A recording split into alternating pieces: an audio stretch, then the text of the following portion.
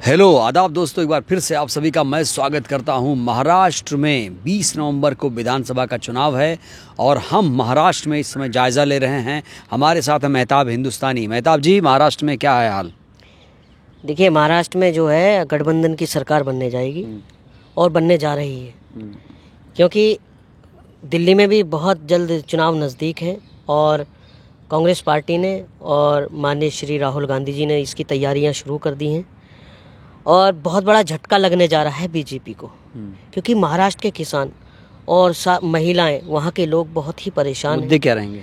मुद्दे जैसे वहाँ पर महिलाओं की सुरक्षा है, बेरोज़गारी है, नौकरियां हैं और आपने देखा कि आए दिन ड्रग्स पकड़ा जा रहा है और हमारा देश ड्रग्स की चपेट में, यानी कि हिंदू मुसलमान करके, मंदिर मस्जिद करके देश का माहौल बिगाड़ा जा रहा है, मुद्दों से भटकाया जा रहा है। और इस वक्त हमारे देश को जो है वो सिर्फ दो ही लोग चला रहे हैं और वो लोग हैं अडानी और अंबानी, जिसका जिक्र राहुल गांधी हमेशा करते हैं। अच्छा, एक बात बताइए, अडानी अंबानी का मुद्दा जब राहुल उठाते हैं उससे कांग्रेस को कुछ फ़ायदा मिलता है या सिर्फ ऐसे ही हवा बनाते हैं? सिर्फ नहीं, बिल्कुल, और वो सबूत के साथ कहते हैं। आप मुझे बताइए, अभी इससे जनता को क्या फ़र्क पड़ेगा ये बताइए? अडानी अंबानी का नाम लेने से आम जनता को क्या मैसेज जा रहा है? जनता को इन चीज़ों का मालूम नहीं है, क्या फ़ायदा हो रहा है उनको, क्यों नाम ले रहे हैं राहुल गांधी। आप देख लीजिए कि आज महंगाई कितनी है, आज गैस के दाम कितने हैं, आज बिजली जो है आसमान छू रही है, दाम जो है उसके। आप पेट्रोल और डीजल देख लीजिए, हर चीज़ में पूंजीपतियों का फ़ायदा हो रहा है, आम जनता जो है उसमें पिस रही है। आप आटा लेने चले जाइए, जहाँ 20 रुपए किलो आटा। अडानी अंबानी का एंगल आप बताइए, तो महंगाई की बात कर रहे हैं आप। मैं बतला रहा हूँ ना, जो हमारे देश के प्रधानमंत्री नरेंद्र मोदी हैं वो उनकी अगुवाई कर रहे हैं। जैसा कि अभी ड्रग्स पकड़ी गई, उसमें कुछ लोगों को, जो कमज़ोर लोग हैं, उनको दिखा दिया गया 1800 करोड़ रुपए की ड्रग्स। इसकी हवा कौन दे रहा है? अभी आपने देखा कि पंजाब की पूर्व विधायक बिल्कुल रंगे हाथों हीरोइन और ड्रग्स के साथ पकड़ी गई और कुछ कैश के साथ भी पकड़ी गई। तो इसमें आप मुद्दे घुमा रहे हैं। मैं कह रहा हूँ, अडानी अंबानी का नाम जब लेते हैं तो उसका कनेक्शन जनता से क्या है? मैंने कहा ना आपको, मैं समझा रहा हूँ कि सारी मार आम जनता पे पड़ रही है। अभी अंबानी साहब ने अपनी बेटी की शादी की, 1000 करोड़ रुपया खर्च किया, उसके बाद तुरंत बाद उन्होंने रिचार्ज 100 रुपये महंगा कर दिया। तो एजेंसियां तो विजय माल्या भी चलाते हैं, मगर उन्होंने कभी अपने प्रोडक्ट पर कभी उन्होंने पैसे नहीं बढ़ाए, जैसे कि अंबानी और अडानी करते हैं। यानी विजय माल्या का आप समर्थन कर रहे हैं? अंबुजा सीमेंट जो है, आप शायद जानते हो, पहले कितने का कट्टा आता था? 150 का, और आज 460-70 रुपए। किसका है अंबुजा सीमेंट? किसका? अडानी जी का, जिसको धोखे से लिया गया है। अच्छा। जो राजस्थान में वो फैक्ट्री है, जो पहले स्विट्जरलैंड के एक मालिक थे, NRI थे, उन पर थी वो। मोदी जी द्वारा ED और CBI के छापे डाले गए, क्यों? उनको तंग कर वो उनको भगाया जाए। फिर वो अडानी पर आ गई। अब क्यों CBI और ED के छापे क्यों नहीं पड़ रहे? क्योंकि हर तरह से मजबूत अडानी और अंबानी को करना है मोदी जी द्वारा। पहरेदारी मोदी जी उनकी कर रहे हैं, अगुवाई। बात कर रहे हैं, मुंबई में एक बड़ी घटना घटी। बाबा सिद्दीकी की हत्या का असर चुनाव में कितना पड़ेगा और इसका फायदा किस पार्टी को मिलेगा? देखिए, बहुत दुर्भाग्यपूर्ण है, बहुत ही दुख की घड़ी थी ये, दुख का समय था कि वहाँ बाबा सिद्दीकी की हत्या हुई और तुरंत बाद वहाँ भारतीय जनता पार्टी ने बैठक बुलाई और चुनावों की डेट क्लियर कर दी। अच्छा। ये हत्या है, मैं फिर कह रहा हूँ, आपके ऑन कैमरा खुल के कह रहा हूँ कि सारी साजिश ये चुनाव की ही है, क्योंकि बाबा सिद्दीकी एक बहुत ही अच्छे इंसान थे और वो कभी चुनाव नहीं हारे। कांग्रेस से भी चुनाव जीते, NC से भी वो मंत्री रहे और बहुत बड़े बिल्डर भी थे और एक नेक दिल इंसान भी थे। नेता के साथ साथ एक नेक दिल इंसान भी थे और हिंदुस्तान की सबसे बड़ी अवतार पार्टी भी किया करते थे। मेरा एक सपना था कि मैं उनसे मिलूं, मगर मेरा सपना अधूरा रह गया। मगर जो उनके बेटे हैं जीशान, वो भी उन्हीं के पैरों पर हैं। अब आप मुंबई में आ गए हैं तो क्या मुलाकात करेंगे?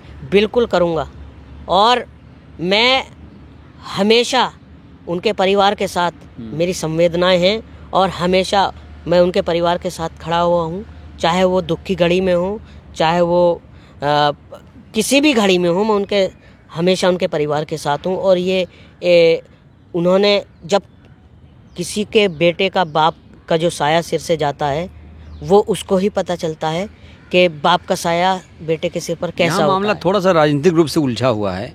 जिशान चले गए हैं एनसीपी अजित पवार वाली, जो महायुति के साथ है। अब कांग्रेस से अब क्या उनका रिश्ता रह गया? चाहे वो अजित पवार के गुट में गए हों एनसीपी में, मगर राहुल गांधी जी की पूरी टीम और सारी कांग्रेस पार्टी हमेशा उनके साथ है। और जिशान कांग्रेस से बाहर नहीं है और कांग्रेस जिशान से बाहर नहीं है। हमेशा कांग्रेस और कांग्रेस पार्टी के समर्थक और राहुल गांधी जी को मानने वाले उनके साथ खड़े हुए। मैं बांद्रा पूर्व की बात करूं तो उद्धव ठाकरे के उम्मीदवार और अजित पवार के उम्मीदवार यानी जिशान सिद्दीकी, इनके बीच मुकाबला होगा। उद्धव ठाकरे आपके साथ हैं तो कांग्रेस पार्टी कैसे सपोर्ट करेगी? देखिए, बिल्कुल सही सवाल किया। मैं अब आया हूं मुद्दे पे। कहीं ना कहीं जिशान सिद्दीकी पर दबाव है, या तो आप एक माफिया टाइप से कह लीजिए या राजनीति मामले से कह लीजिए, क्योंकि उनके पिताजी की हत्या होना और उनका अचानक अजीत गुट में प्रवेश करना तो कहीं ना कहीं बहुत बड़ा झोल है। चाहे वो उनकी समझ हो। तो टिकट दिया नहीं तो क्या करते? नहीं, किसने बोला टिकट नहीं दिया? कांग्रेस ने कहा। कांग्रेस ने तो वेलकम किया था उनका। आपने टिकट क्यों उद्धव के पार्टी को आपने डिवाइड करके दे दिया कि आप लड़िए, यहाँ से लड़ाइए उम्मीदवार? ये उनकी सोच थी जिशान सिद्दीकी की कि मैं चुनाव एनसीपी अजीत गुट से लड़ूंगा। तो वो जितना वो खुद समझ सकते हैं, इसमें तो कोई कांग्रेस का दोष है नहीं। मगर मैं फिर भी यही कामना करूंगा कि जो जिशान सिद्दीकी हैं वहाँ से चुनाव जीते। आप ये कह रहे हैं कि महाविकास अघाड़ी के उम्मीदवार हारे, आप यही कह रहे हैं? मतलब देखिए, महाविकास अघाड़ी के चुनाव जीते या जिशान सिद्दीकी चुनाव जीते, मेरे लिए दोनों ही बराबर है। जीतने के ये कैसे हो जाएगा ये बताइए? आप इसका मतलब जिशान को प्रमोट कर रहे हैं? जीतने के बाद कांग्रेस, जिशान को आप प्रमोट कर रहे हैं? ऐसा भी तो हो सकता है जीतने के बाद कांग्रेस में शामिल हो जाए जिशान सिद्दीकी। यानी आप ये कह रहे हैं कि कांग्रेस वहां से जीतेंगे तो कांग्रेस अभी भी दरवाजे खुले हैं? बिल्कुल, हमेशा खुले हुए उनके लिए। जैसा मैंने अभी कहा, दुख की घड़ी में और अच्छाई की घड़ी में हमेशा कांग्रेस के दरवाजे उनके लिए खड़े हैं। लेकिन ये जिशान सिद्दीकी जो थे, जो राज्यसभा का चुनाव हुआ था, जिन्होंने क्रॉस वोटिंग की थी, इसीलिए पार्टी से निकाला गया। देखिए, ये तो खैर हाई कमान का मसला है। मैं तो एक बहुत छोटा सा कार्यकर्ता हूँ। जिशान सिद्दीकी की क्या उसमें वो थी भूमिका, या ये पार्टी ही फैसला करेगी। मगर आप आने वाले समय रूप से जिशान के साथ, हाँ, आने वाले आप ये चाहते हैं कि बांद्रा पूर्व से जिशान जीते? बिल्कुल, क्योंकि मुझे उम्मीद है कि जिशान चुनाव जीतकर कांग्रेस में शामिल नहीं। जिशान ने आपको मुंबई बुला लिया हो इसीलिए? नहीं, कांग्रेस में वो ज़रूर शामिल होंगे चुनाव जीतकर। और रही बात, आपने कहा कि कांग्रेस ने टिकट नहीं दिया। कांग्रेस के द्वारा आज भी जो है दरवाजे खुले हुए हैं और हमारी संवेदनाएं जिशान सिद्दीकी के परिवार के साथ और उनके साथ हमेशा हैं। सलमान जी के बारे में क्या कहेंगे? उनको भी धमकी दी जा रही है। क्या सलमान जी प्रचार प्रसार में भी दिखेंगे रैली करते हुए? देखिए, सलमान खान जो हैं कि ऐसे बहुत बड़े सेलिब्रिटी हैं, वो छोटी मोटी बातों पर ध्यान नहीं देते। आपने देखा उनका एक जिगरा देखिए कि इतना कुछ होने के बाद भी बिग बॉस के 18 उसमें वो प्रमोट करने चले गए और स्टेज पर चले गए, जबकि उनकी पसलियों में चोट लगी हुई है। और जैसा कि मैं आपसे कहना चाह रहा हूँ कि एक बिश्नोई के नाम को हवा बनाया जा रहा है, कहीं ना कहीं दाऊद की बराबर में उसको लाकर खड़ा किया जा रहा है। खड़ा कर पाएंगे दाऊद के बराबर में? सुनिए मेरी बात, ना तो हम दाऊद को समर्थन करते थे, जो हमारी नज़र में एक मुजरिम है जो क्राइम करता है, उतना ही बिश्नोई हमारी नज़र में है। क्योंकि ना हम बिश्नोई का समर्थन करेंगे और ना ही दाऊद। अच्छा, बिश्नोई से डर नहीं लगता आपको? किससे?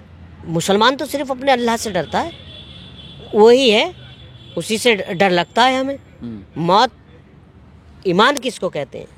ईमान कहते ही उसको हैं जो सिर्फ अपने अल्लाह से, अच्छा, अल्लाह से डरना चाहिए कि अल्लाह की इज्जत करनी चाहिए? अल्लाह से डरना भी चाहिए और अल्लाह की इज्जत भी करनी चाहिए। कब इज्जत करनी चाहिए, कब डरना चाहिए?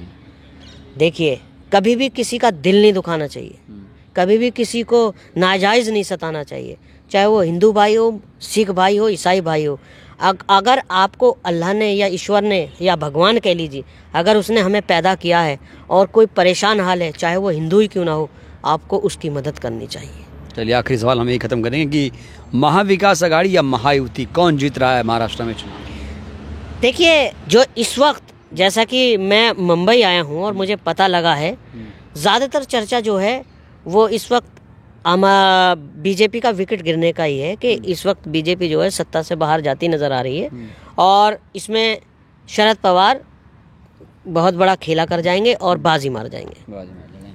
तो यानी आपके हिसाब से महाविकास आघाड़ी की सरकार बनेगी। वह देखते हैं, जब नतीजे आएंगे 23 नवंबर को, देखना होगा इनकी बातें सच साबित होती हैं झूठ। बहरहाल, आप इनकी बातों से कितने सहमत हैं, प्रतिक्रिया दीजिएगा। धन्यवाद, शुक्रिया।